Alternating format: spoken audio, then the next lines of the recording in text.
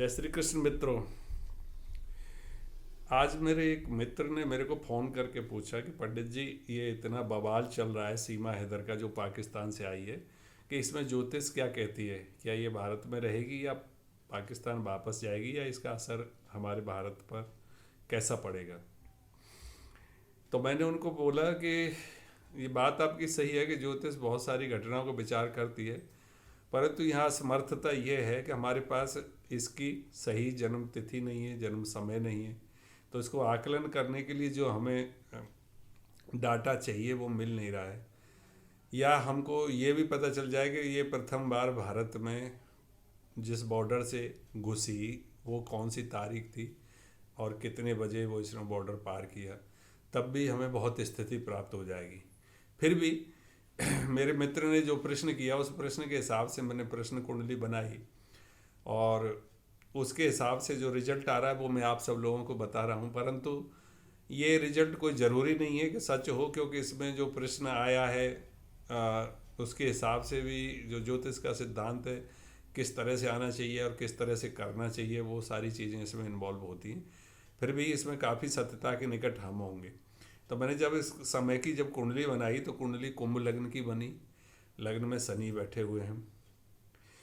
जब मैंने विचार किया कि जो प्रश्न का कार्यश है, जो कार्य है जिसका कारण क्या होता है, तो वो दसम भाव का जो स्वामी होता है वो कार्यश होता है, और कार्यश का किस स्थिति में कहाँ बैठा है या उन किसकी स्थिति है उसके हिसाब से उस प्रश्न का उत्तर दिया जाता है। तो यहाँ ये कुंडली जब देख रहे हैं तो कार्यश जो इसके बैठे हैं मंगल, कुंडली बनी कुंभ लग्न की, कार्यश है मंगल, और मंगल जो है 7वें भाव में बैठे हुए हैं। और 7वां भाव जानते हैं बंधन का होता है, जेल का होता है, कठिनाइयों का भी होता है। तो ये कुंडलियों के हिसाब से और भी ग्रहों गणितों को देखते हुए लग रहा है कि सूर्य जो है 6ठे भाव में चला गया है, वहाँ पर शनि लग्न में बैठ के 7वें भाव को देख रहे हैं, केतु 9वें भाव में है। तो इन सारी स्थितियों को देख करके जब एनालिसिस किया जा रहा है तो सूक्ष्म गणित से लग तो ये रहा है कि इसको जेल होगी, बंधन में पड़ेगी, कठिनाइयाँ होंगी, समस्याएं आएंगी इसके लिए। अब भारतवर्ष की तरफ से हम देखते हैं इसका दूसरा विचार। तो यहाँ पे अब ज्योतिष को हम एक तरफ रखते हैं तो हम दूसरी तरफ करें तो इन्होंने कानून का उल्लंघन किया है, क्योंकि भारत में कोई भी पाकिस्तानी नागरिक बिना वीज़ा के प्रवेश नहीं कर सकता।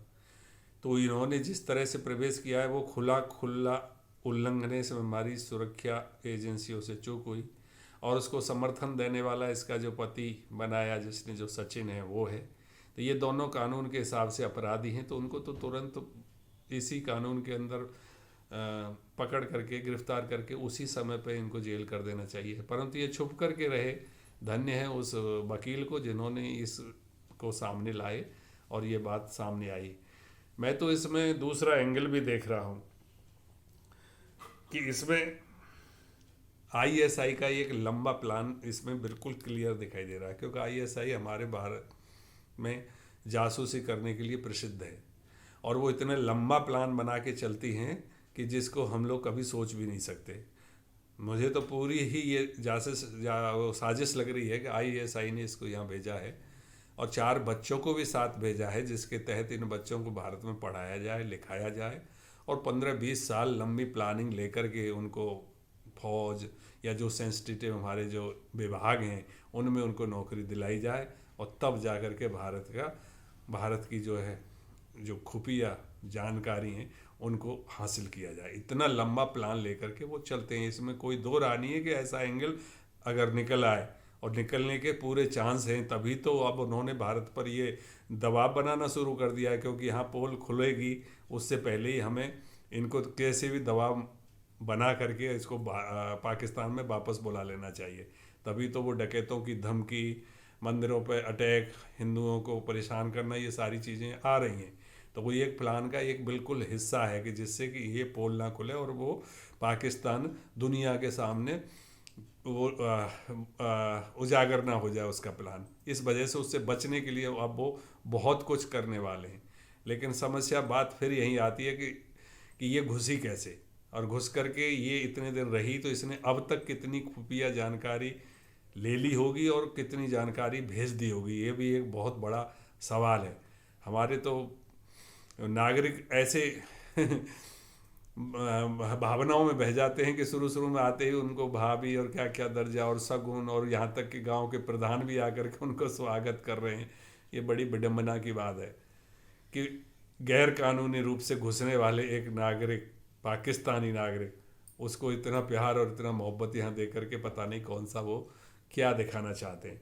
मैं कुछ पॉइंट यहाँ पर देख आपके सामने रखना चाहता हूँ जो बहुत ज़रूरी हैं। पहले तो यह है कि इनको, जैसे अभी एटीएस वो कर रही है जानकारी, तो हमारी खुफिया एजेंसियां तुरंत इसके बारे में पूरी जानकारी निकालें।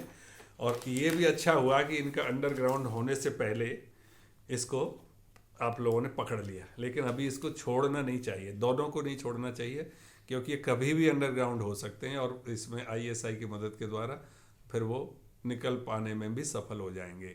तो फर्स्ट पॉइंट तो यही है कि अब इनको बिल्कुल नहीं छोड़ना चाहिए, पूरी जांच होना चाहिए और तब तक इनको जेल में रहना चाहिए। और जांच में ये जहाँ तक है पूरी तरह से ये दोषी पाई जाएगी। और सभी भारत के नागरिकों को, मीडिया को और सभी लोगों को एक सुर से यही कहना चाहिए कि ये भारत में ही इसका हिसाब हो।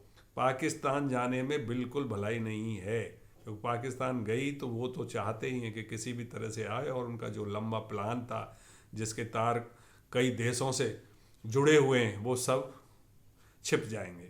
इस वजह से मैं तो यही कहना चाहूँगा कि इसको यहीं पर रख करके जांच करके अगर दोषी पाई जाती है तो कानून के हिसाब से जो भी सज़ा होती है वो इसको सजा दी जाए।